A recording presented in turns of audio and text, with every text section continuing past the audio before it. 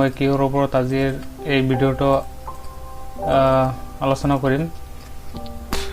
আপোনালোকে ইতিমধ্যে গমে পায় যে ভাৰত চৰকাৰে সাধাৰণ নাগৰিকৰ কাৰণে কেইবাটাও অধিকাৰ প্ৰযোজ্য কৰিছে। তাৰে ভিতৰত হ'ল তথ্য জনাৰ অধিকাৰ আইন 2005। এইটো আইনৰ জৰিয়তে আপোনালোকে বিচৰা যিকোনো অফিচৰ তথ্য আপোনালোকে জানিব পাৰে। তো সেই তথ্যবোৰ তথ্যৰ বিষয়ে কেনেকৈ আবেদন কৰিব সেই বিষয়ে আজিৰ এই ভিডিঅ'টোত আলোচনা কৰিম। তো মই ভিডিঅ'টো ষ্টাৰ্ট কৰাৰ আগতে এটা ব্ৰাউজাৰ ওপেন কৰি লৈছোঁ। মই গুগল ক্ৰম ব্ৰাউজাৰ ওপেন কৰিছোঁ। ইয়াতে ওপেন কৰাৰ পিছত আপোনালোকে গুগলত যাব। গুগলত টাইপ কৰিব RTI অনলাইন। তাৰপিছত আপোনালোকে এণ্টাৰ কৰি দিব। এণ্টাৰ কৰাৰ পিছত আপোনালোকে এনেটো এটা পেজ খোল খাব। ইয়াতে যেটো আছে RTI অনলাইন বুলি লিখা আছে, এটা অফিচিয়েল ৱেবছাইটৰ হয়। এটোত আপোনালোকে ক্লিক কৰিব। ক্লিক কৰাৰ পিছত আপোনালোকে এনেকুৱা এটা পেজ দেখিবলৈ পাব। ইয়াতে বহুতো ষ্টেটাছ চাবলৈ first appeal, submit first appeal, view status, view history, user manual বহুতো দেখিবলৈ পাব।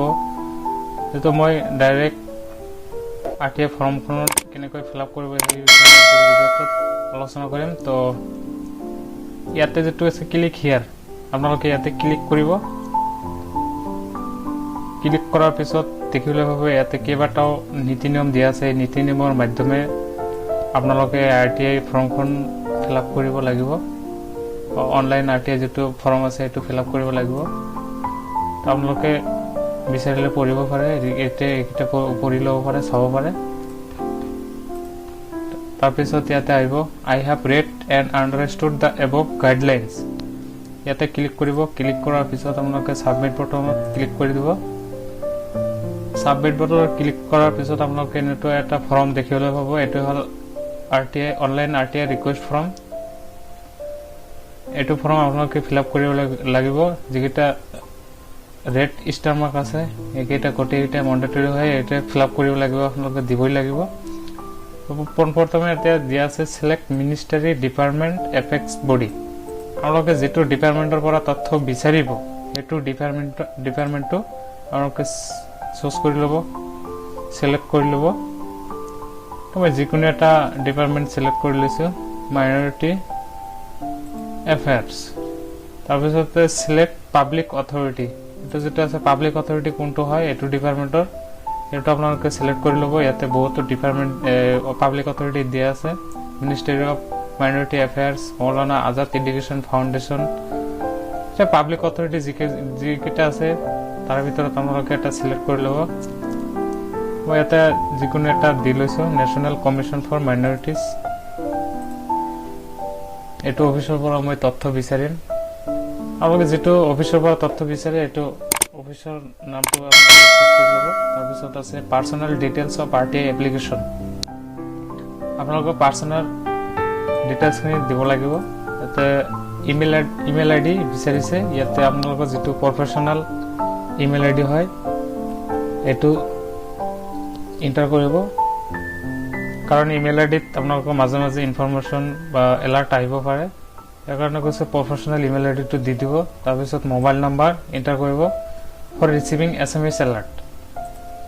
আপোনালোকৰ যি তথ্য বিচাৰিছে সেই তথ্যসমূহ কেনেকুৱা প্ৰচেছত আছে, কি প্ৰচেছ চলি আছে সেই বিষয়ে আপোনালোকক মাজে মাজে ইনফৰমেশ্যন দি থাকিব মোবাইল নাম্বাৰ মেছেজৰ জৰিয়তে। তাৰপিছত কনফাৰ্ম ইমেইল ID, আপোনালোকে ইমেইল IDটো আকৌ এবাৰ এণ্টাৰ কৰিব লাগিব, কনফাৰ্ম কৰিব লাগিব। তাৰপিছত নেম, এপ্লিকেণ্ট নেম যিটো হয় এইটো এণ্টাৰ কৰি দিব।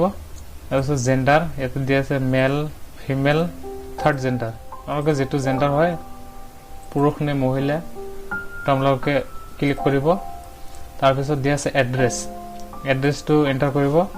পাৰ্চনেল এড্ৰেছ যেটো হয় পাৰ্মানেণ্ট এড্ৰেছ এইটো এণ্টাৰ কৰিব। তাৰপিছত পিনক'ড দিয়া আছে, আপোনালোকৰ এৰিয়াৰ যেটো পিনক'ড হয় এইটো দিব লাগিব। কাণ্ট্ৰি এইটো ইণ্ডিয়া অৰ আদাৰ দুটা দিয়া আছে। আদাৰৰ হ'লে কাণ্ট্ৰি নেম এইটো লিখিব লাগিব। মই যেটো ইণ্ডিয়ান হয় ইণ্ডিয়াটো সিলেক্ট কৰি লৈছোঁ। আৰু ষ্টেট আপোনালোক কোনটো ষ্টেটৰ পৰা বিলং কৰিছে সেইটো ষ্টেটৰ নামটো দিব মই অসমৰ পৰা কৈছো তাৰপিছত ষ্টেটাছ ৰুৰেল নে আৰবান এৰিয়া তাৰমানে এইটো যেটো আপোনালোকে যিখন এৰিয়াৰ পৰা বিলং কৰে সেইখন এৰিয়াটো সিলেক্ট কৰিব আৰবান এৰিয়াৰ হয় নে ৰুৰেল এৰিয়াৰ হয় এটো টিক কৰি দিব তাৰপিছত এডুকেশনাল কোৱালিফিকেশন ইয়াতে দিয়া আছে লিটাৰেট ইলিটাৰেট আপোনালোকে যে লিখা পঢ়া হোৱা থাকে তেনেহলে এটা ইলিটাৰেট দিব আৰু কি গ্ৰেজুৱেচন নে এবভ গ্ৰেজুৱেচন নে হাই সেকেন্ডাৰী পাস কৰিছে এটো দিলব ইলিটাৰেট নহলে ইলিটাৰেট দিব পাৰে আৰু ফোন নম্বৰ এটো নালাগে তাৰপিছত ইয়া আছে request details citizenship only Indian citizen can file RTA request application ইয়াতে যেটো দিয়া আছে কেৱল মাত্ৰ এটো অনলাইন এটো ওয়েবসাইটৰ পৰা আপোনালোকে ইন্ডিয়ান সিটিজেনেই কেৱল মাত্ৰ তথ্য বিচাৰিব পাৰে তাৰ বাহিৰে নোৱাৰে is the applicant below poverty line যদি আপোনালোকে দৰিদ্ৰ সীমাৰেখাৰ তলত বাস কৰে তেনেহলে ইয়াতে এস বুলি ক্লিক কৰিব এস বুলি ক্লিক কৰাৰ পিছত ইয়াতে বিপিএল কাৰ্ড নম্বৰ যদি আপোনালোকৰ বিপিএল আছে তেনেহলে এস বুলি দিব নহলে নো বুলি দিব ইয়াতে বিপিএল কাৰ্ড নম্বৰটো এন্টাৰ কৰিব লাগিব ইয়াৰ অফ ইস্যু কোনটো বছৰত ইস্যু কৰিছে কাৰ্ডটো এটো ইয়াৰটো লিখিব লাগিব ইস্যুইং অথৰিটিটো লিখিব লাগিব আৰু নো কৰি দিলে ইয়াতে কৈছে you are required to pay the RTI fees of ₹10 10 টকা এটা ফিজ দিব লাগিব নো দিলে আৰু ইয়াতে আছে enter text for RTI request application up to 3000 character 3000 ক্যাৰেক্টাৰৰ ভিতৰত আপোনালোকে কোৱেশ্চন সুধিব পাৰে যিখিনি তথ্য বিচাৰিছে আপোনালোকে বিচাৰিব এই তথ্যৰ ওপৰত আপোনালোকে সেইখন অফিচত আপোনালোকে কোৱেশ্চন সুধিব পাৰে কিহৰ ওপৰত তথ্য বিচাৰিছে এইকেইটা আপোনালোকে লিখি দিব লাগিব অসমীয়া নহলে ইংলিশ যিকোনো এটা ল্যাঙ্গুৱেজত লিখিব পাৰে এটা আপোনালোকৰ ইচ্ছা